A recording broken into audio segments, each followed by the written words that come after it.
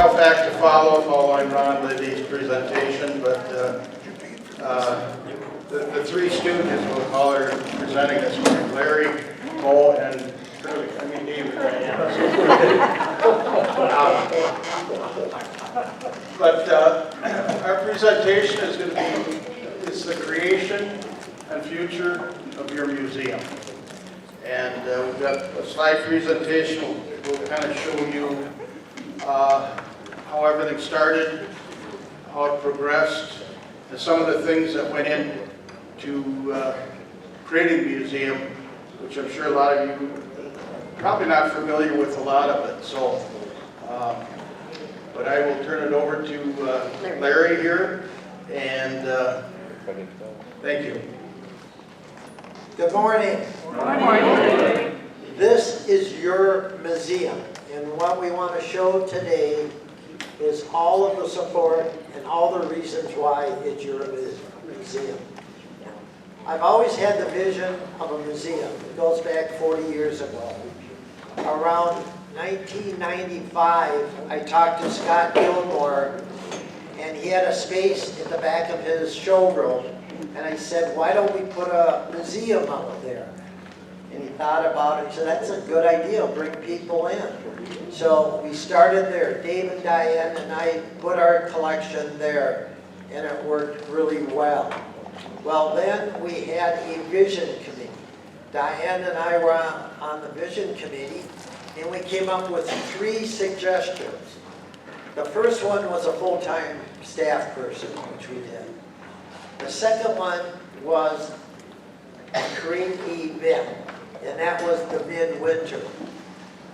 The last one was to create a museum. At the time, 100% of the interest had to go to a 501c3, so it was going to Goodhue County History Center. And we thought, if we got, it was around $50,000, which at that time was a lot of money. So we thought, let's take that money and build a museum. Thank you, Red Wing Collector Society. So this came about because of that vision committee and about the money. So around 2000, we were able to get the 501c3 submitted.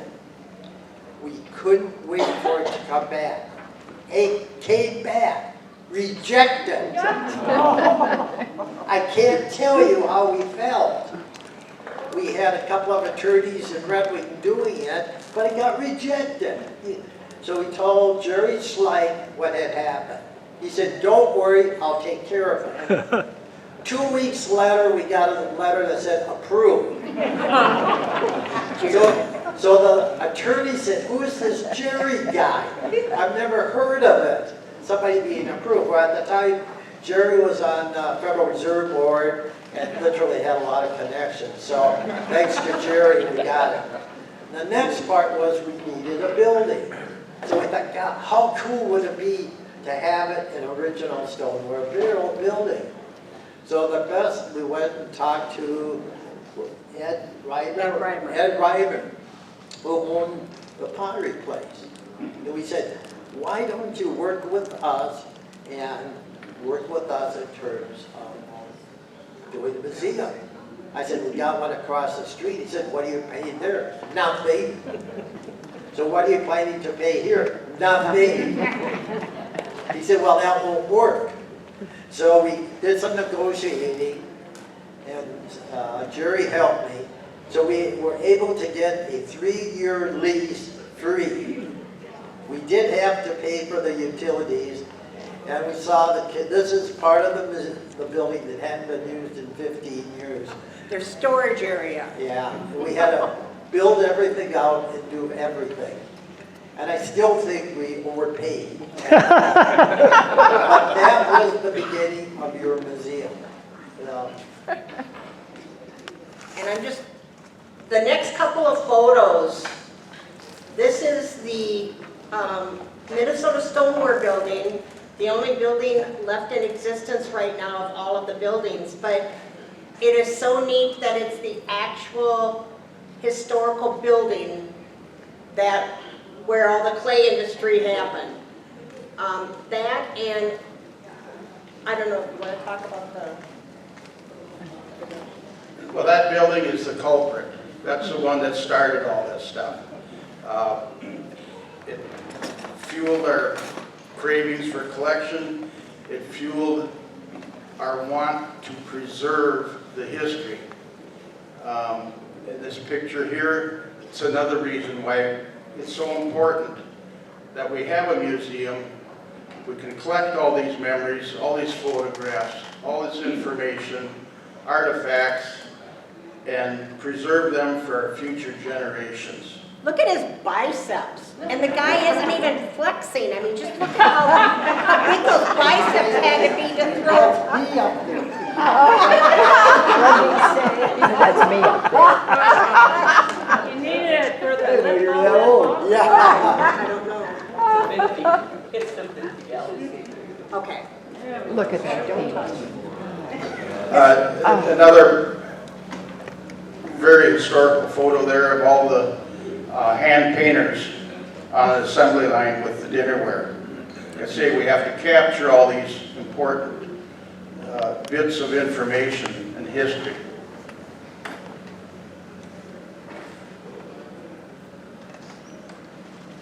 Well, this is the Pottery place. This is the second floor in which we started.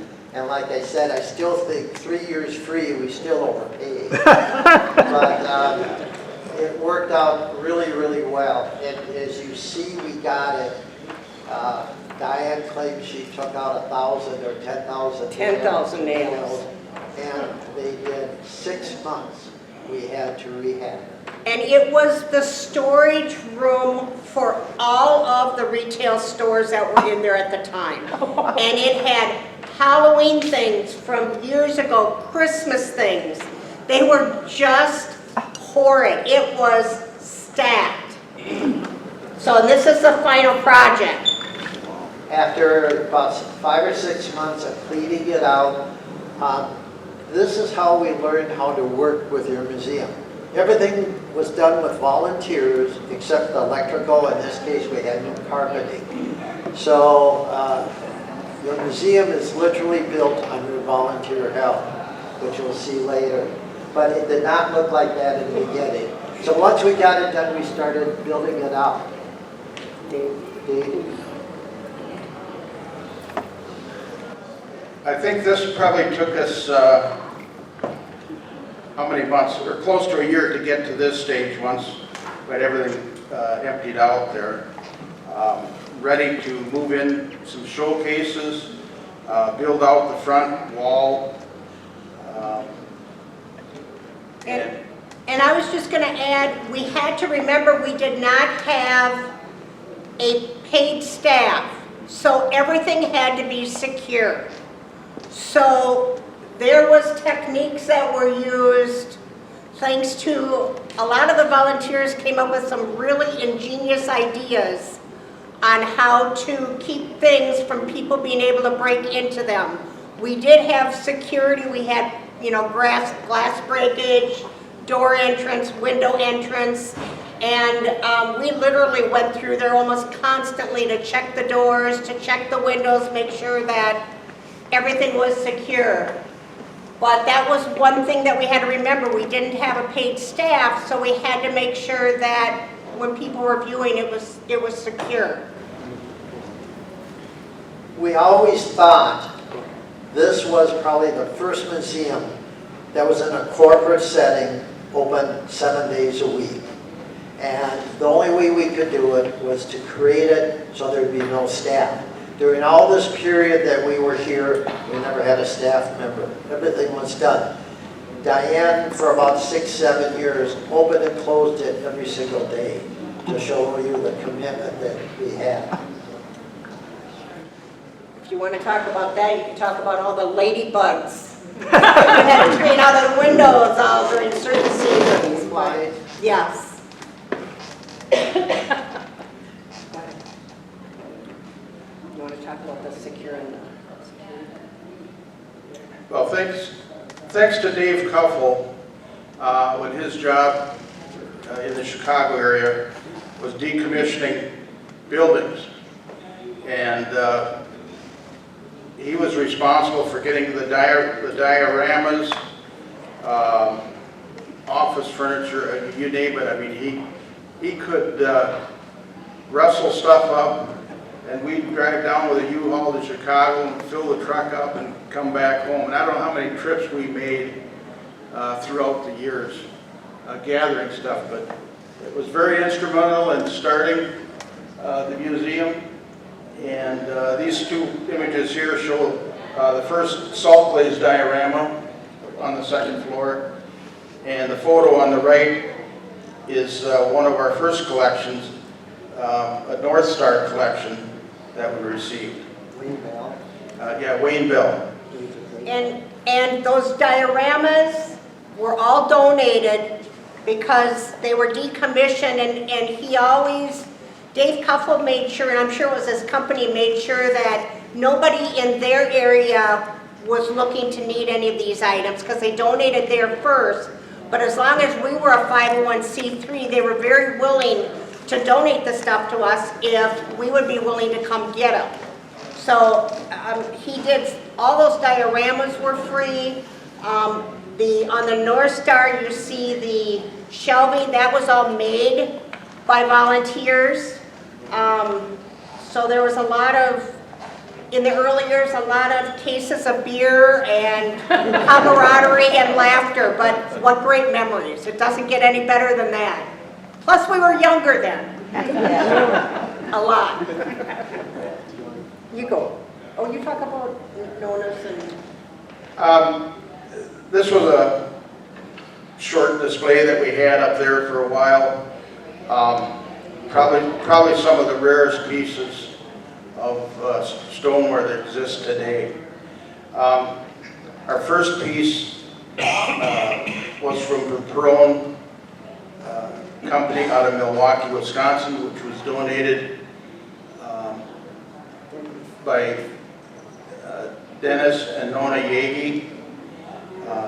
It was a store display piece, and that kind of started a lot of the some of the great pieces there. I just wanted to say that Dennis Yagi was president of the Collector Society at the time, and with his sudden passing, Nona and Sarah Jo knew how much he loved the idea and the concept of the museum and how it was just starting. And so the two of them decided to donate that to the museum on the condition that it would never be sold, which we graciously accepted. So that really, really was a wow piece when you have the three different colors on the one crock. And Larry, you need to tell the Morley story. How many years we were looking for it. Dave kept telling me about this crock, 30 gallons, all the writing on it, and it sat by the drugstore or the different stores in Red Wing.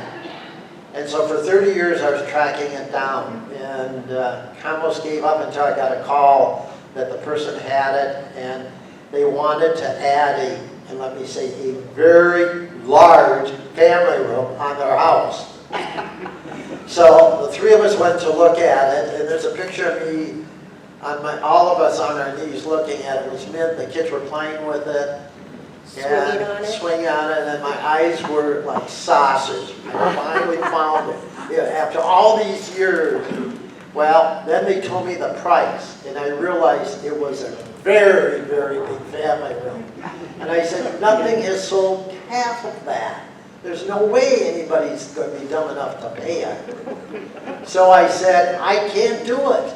So on the way home, I started thinking about it, and they told me all the time I'd spent and how much I wanted it, and that it was perfect for the museum, which is always where they hook me. So about a day later, I called them back and said, we'll take it. And so we went and picked it up. I think I carried it in the winter to the car, if I remember right. I'll never do that again. The only other big memory I remember is I got a call from my bank, and they said, oh, they finally appreciate me. And they said, Mr. Peterson, did you write a very large check? And I said, unfortunately, I did. So it went from their house to the museum. It's never been in my house one day. So two of those other pieces. So this was towards the end of the museum. over on Pottery Place.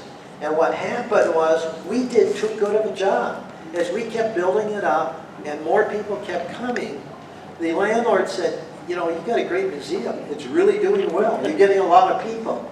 We need to increase your rent. We heard that 6 years in a row. Not only that, the CAM charges kept increasing. So it got to be an expensive museum in terms of rent and everything, but everybody was happy.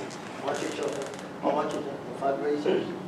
Well, so that's where our museum has always been notorious for being very frugal.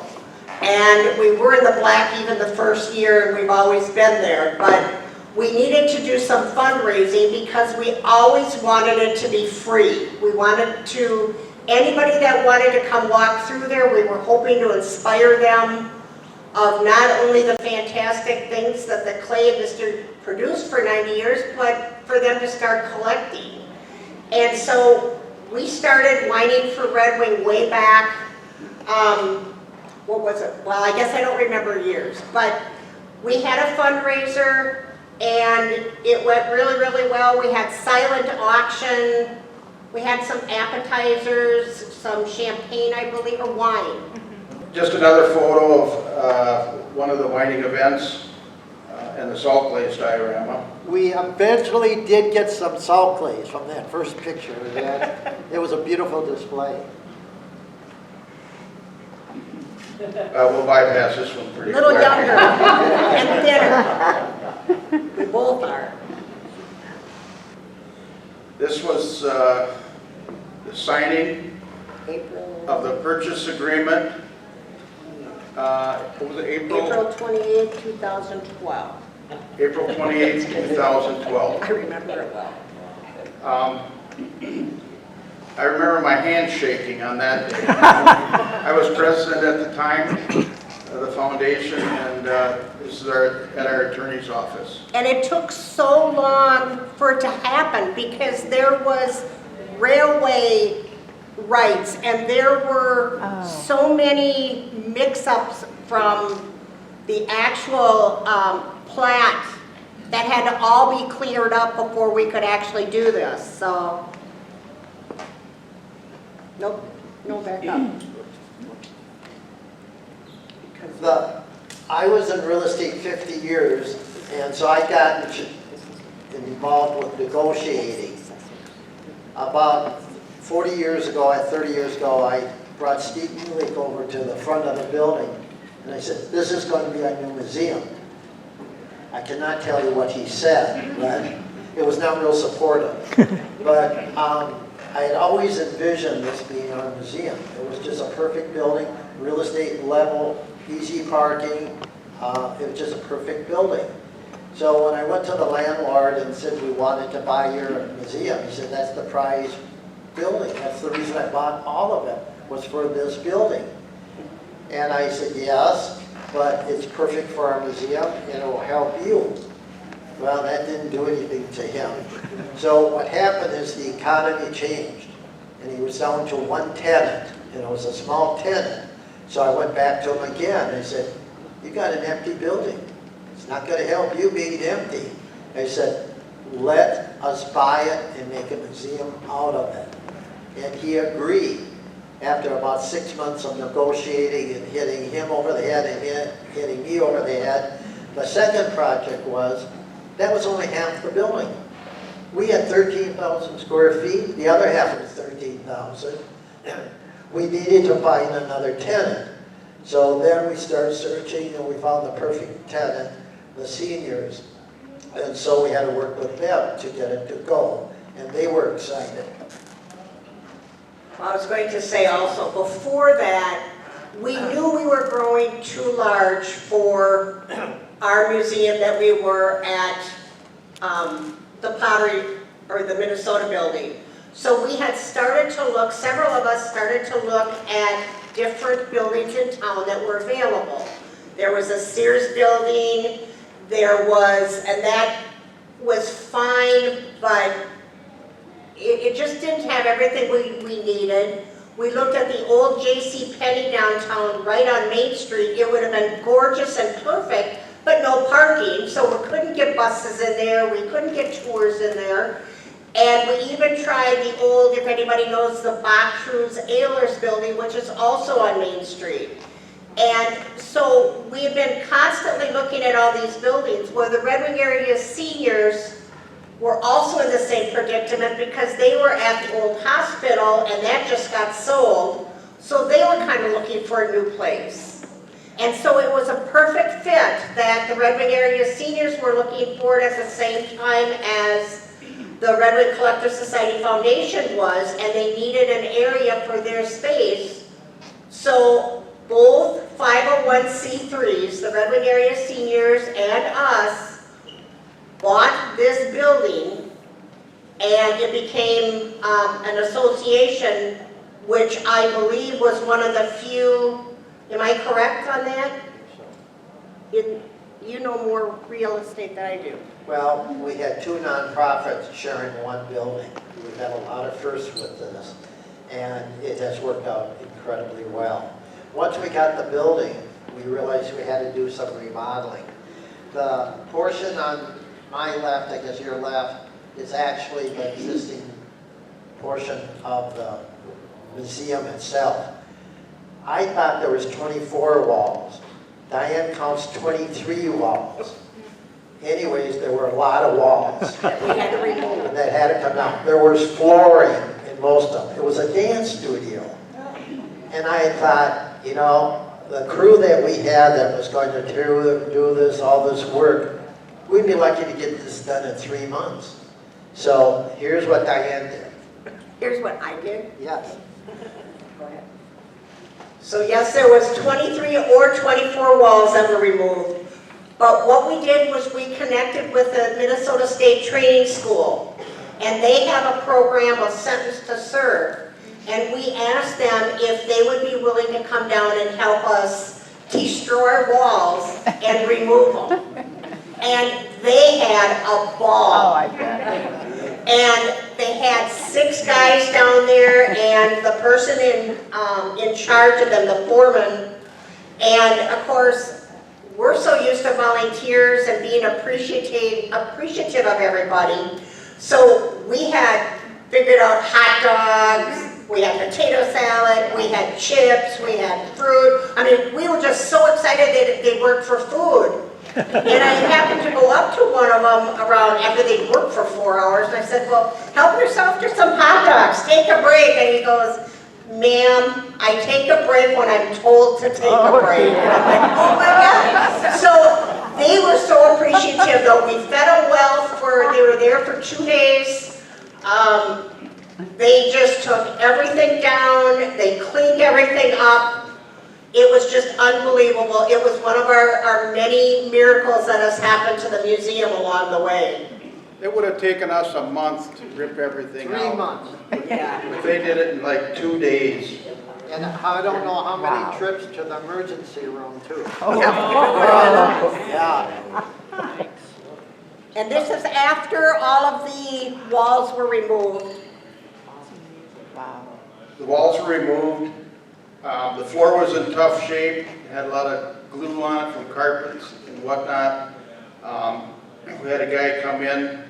Again, Larry negotiated with him, and so he just about did it for nothing, but he ground the whole floor. Oh. Actually in 2 sections, did one at a time, but there you see the floor when it was all done. All the walls tore out. And then we start the rebuild. Yeah, after the 23 or so walls were out of there, well, Larry actually spent one whole winter in Arizona working out floor plans, and his idea of how do we lay this thing out, how do we get it Get to work. everything in there. And then part of that was a gift store and a library, plus we have 2 storerooms. So here's a picture of the, Wait, let Larry talk about Arizona. Talk about Arizona and how many times you had to put together your, I've Well, heard these stories before. I cut out all the different little cabinets and everything and had it on paper. And I'd work on it for hours. And then I'd say, okay, I need to do a bike ride. So I'd go do a bike ride. And I would come back really excited. My wife, Pauline, would turn on the fan. It was all over the room. And I cannot tell you how many times that happened. That happened so many times.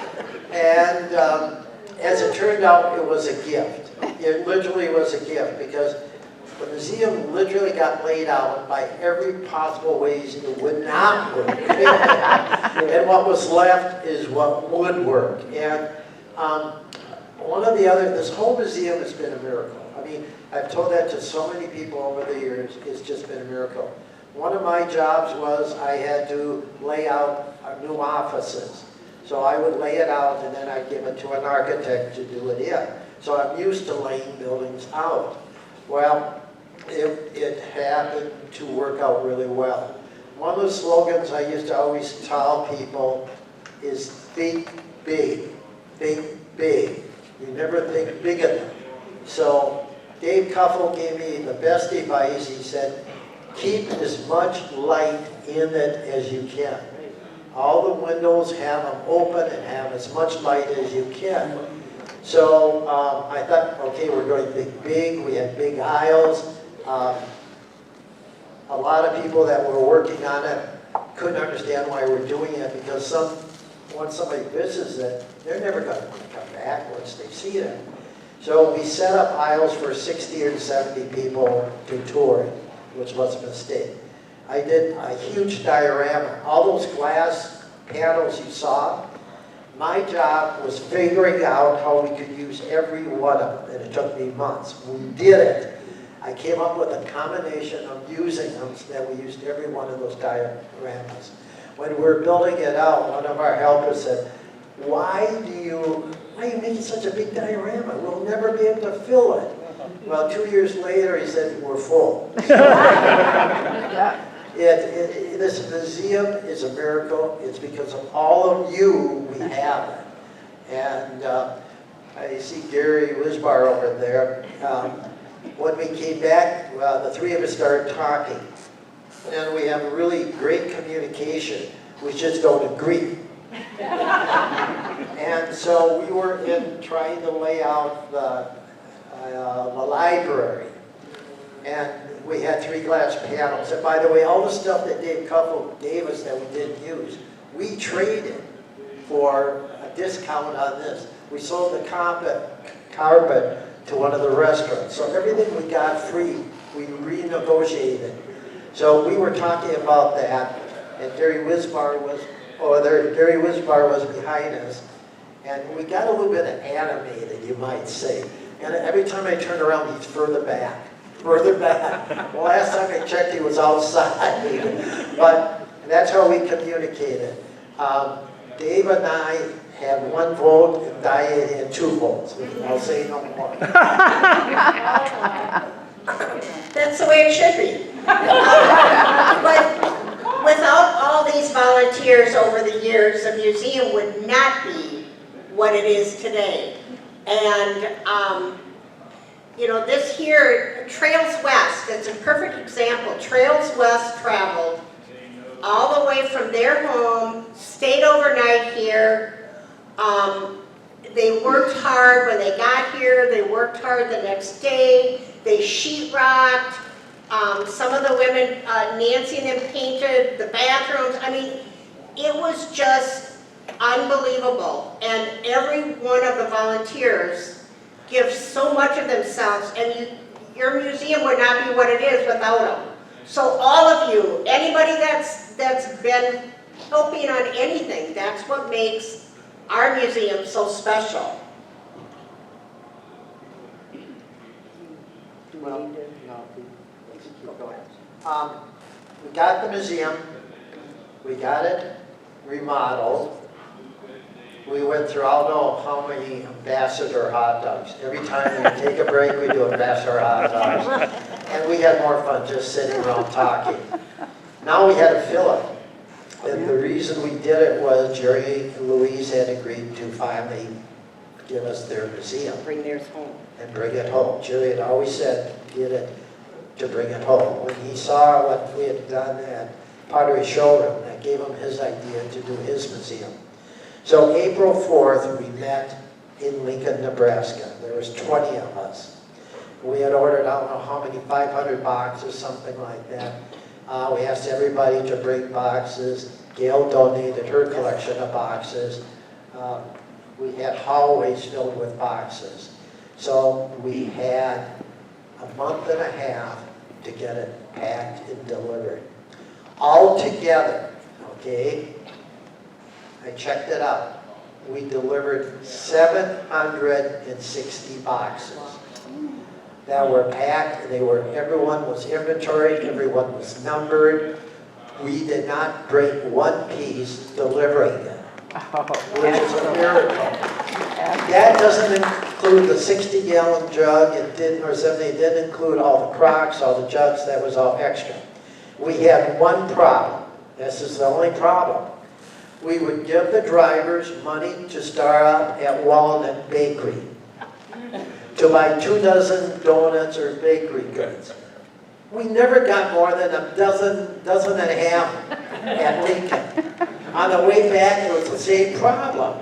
I don't know how they lost some on the way. We lost so many donuts in transportation. That was the biggest problem. It was a miracle. Again, we packed them, took a month and a half. We got them here. We used cars, trucks, Red Wing, what was it? Lawrence was willing to donate their drivers and their trucks to donate the tablets. There's over 100 tablets that they donated.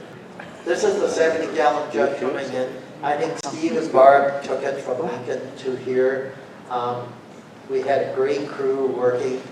Again, this is your museum. You built it, you paid for it, the volunteers. The one rule I always had working with people is you gotta have fun. And we had fun, I can tell you that. That was the other thing about the quality of the volunteers. I watched 3 people try to put 2 cases next to each other. They spent an hour and a half. They were going to make sure they were perfect, and they were perfect. So thank you, Ribbon Collector Society, and thank you all your volunteers, all of your help. And I just see Robin's picture on here.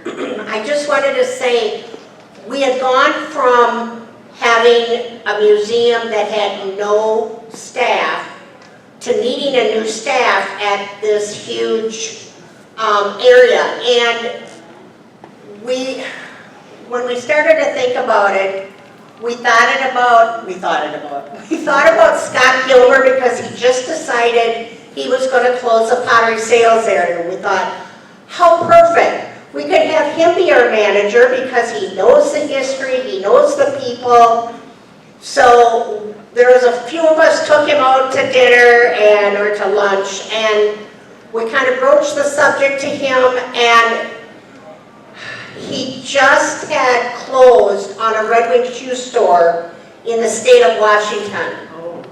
So we're thinking, okay, we need a wonderful face for the museum, and we're trying to think of who we could have that would know people and know the community, know what to see and do in Red Wing.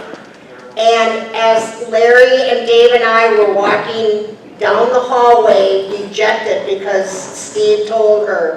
Scott told us that he couldn't, Robin and her mom and dad had walked down the hall and looked at what we were doing in the museum, and they were just kind of walking behind us, and the 3 of us were talking, like, oh, we got to figure out who we could have to be our manager. And behind us we heard, well, what if I was? And we're like, well, wait, you can't, because we just bought with partners with the Red Wing Area Seniors, which is where Robin worked.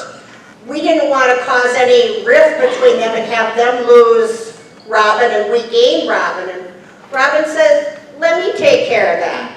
And sure enough, she became our first face of the Pottery Museum of Red Wing. Can you keep going with the pictures? There's so many miracles. In this case, we had enough money to buy one kitchen cabinet, one. And I kept going to Marge, figuring out which one we would buy. And just real quick, we got a few minutes. And Burley and Tammy Green were gracious enough.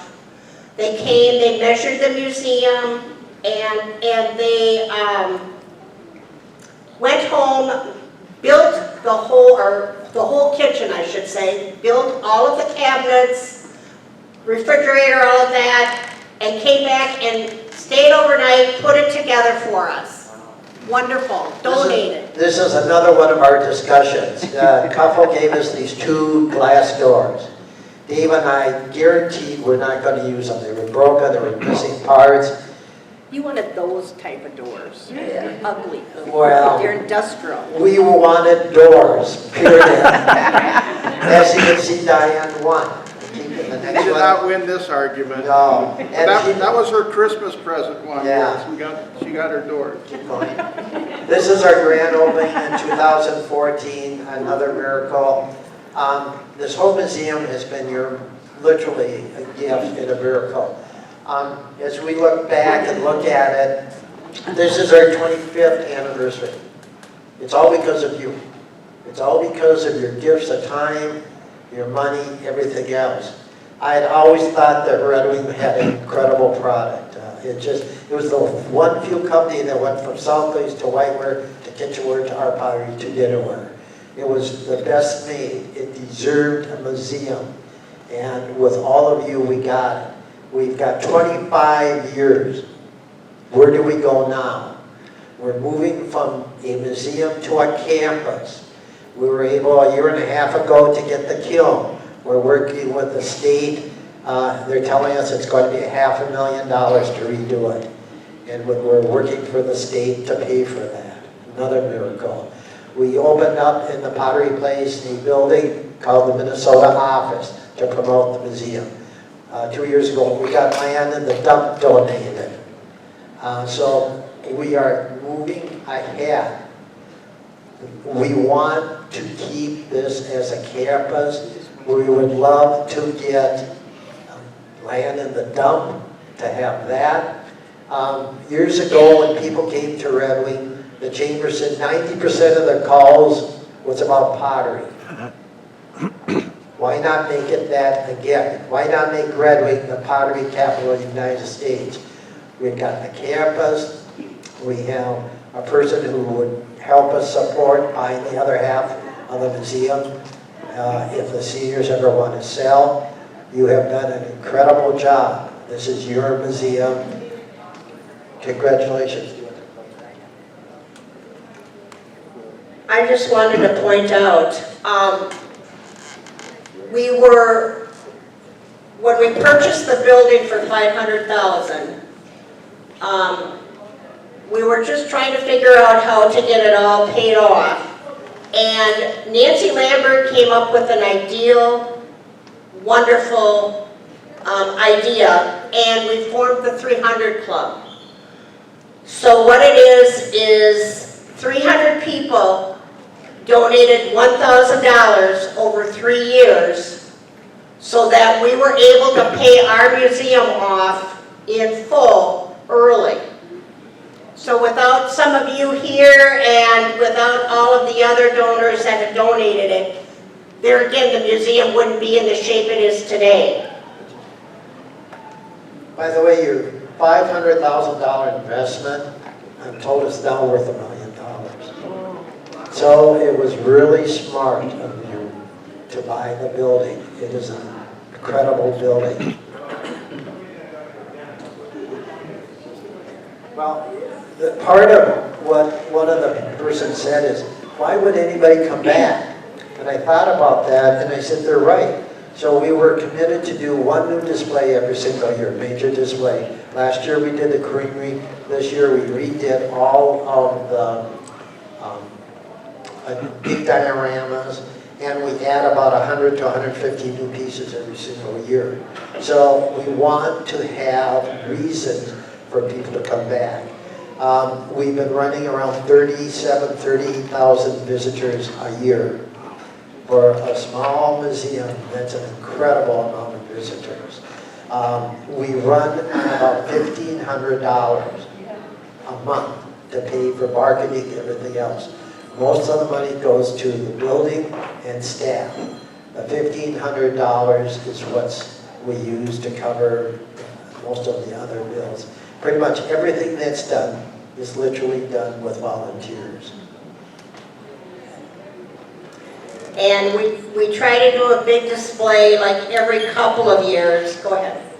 And this is a saloon that we had, and now our most recent one is the creamery, like Larry said. And the neat thing is to get all of this stuff together. Larry works on it. It takes about 18 months to 2 years to connect with everybody to see if they're willing to loan their items, to have them on display there. And now what we're going to be doing, once we change it to a next display, which will be not next year, but soon after, we're going to be going to other museums in the Midwest to see if they would like to have this on loan at their place for a year or two.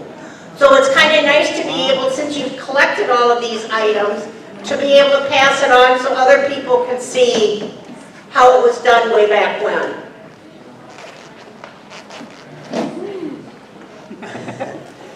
I'm trying to close and I'm trying to cover all the, but she's right. We started late, so help us. This is the Michigan Minnesota jug when it was in the museum.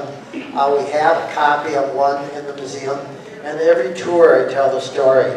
And it's a long story. If you want to hear it, come to the museum. But, anyways, it's a great story. We have a lot of the Gophers come and want their picture taken with them. Just do this one. I'm going to lose again, I know. This is Bernie and Barb Benet, and he is the nephew of Bill Hogan. They donated all of the research about Belle to the Smithsonian, or they were asked to. She was the first female design engineer, industrial engineer. So she's in the Smithsonian, and then they're giving us copies of all of that. So we will have that in our archival area.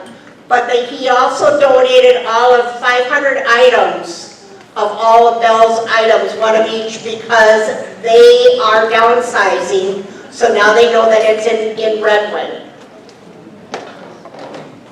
Do you want to talk about that? One important part to the museum, which you never get to see, so this is kind of a treat for you. This is our climate-controlled storeroom, our archival room. It contains all the rare papers, documents, clays, formulas, photos, articles, but they're temperature and humidity controlled. And it's a very important part. It's going to be a very important part with part of our research center.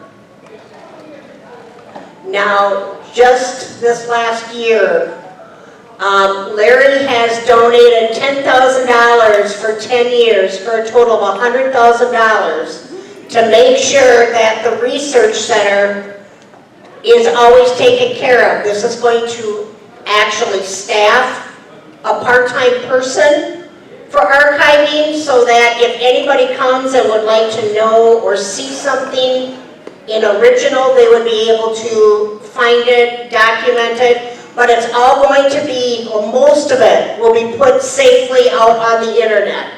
There will be some items like glaze recipes that we have, things like that, that probably will not be on the internet. But it will be handled by one specific person who will have volunteers then to take care of it. In our 25th year, we were looking for a fundraiser. I happened to have some of the molds from the Hutchinson, and so we came up with making 25 silver, which are probably more black than silver, and they're numbered 1 to 25. And this is a fundraiser. We still have some. We're going to spread over this year, and next year for sale. And there again, just to look at all the volunteers that helped make it what it is. And this was, I hope everybody was there on Wednesday night, but we celebrated with a champagne toast. And then we all came out and did a photo op by the I Love Red Wing sign by the museum. It turned out fabulous. We had great weather, no rain, so it was a fun day. And it's just a great memory. Maybe not so important right now, but in another 25 years, it's going to be really fun to see how much we've aged.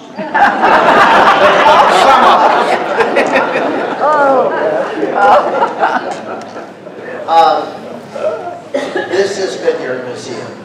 You know, most museums don't make it past 17, 18 years. We're at 25. We know we need to change. We're willing to change. If you've got any ideas of things we can do, things we can make, places we can buy and develop, we want this to be a campus. We want to make Red Wing the pottery capital of the United States again. Thank you so much. I apologize for being late, but thank you so much. We'll be here for any questions. Thank you. Thank you for all you do. I'm just going to say thank you for all you do for the museum also. Our expansion would include new reasons for people to come. The Research Center will focus on Red Wing. When that gets done, there will be a Midwest Research Center, and when that gets done, it will be a national. So the Research Center is built on that concept of making it a national pottery research center to bring people into. Good question. Larry, talk about the dump real quick. I don't know if everybody knows we own it. We own part of it. We own part of the dump. That was negotiated when we got the kiln. We don't know what we're going to do with it. My long-term plans was probably work with the city to get a walkway through the dump so people can enjoy. Everybody wants to see the dump. If you have any other questions, I'll be here. I don't want to slow down the food. I like food. But I'll be here for any questions. Thank you, Kurt.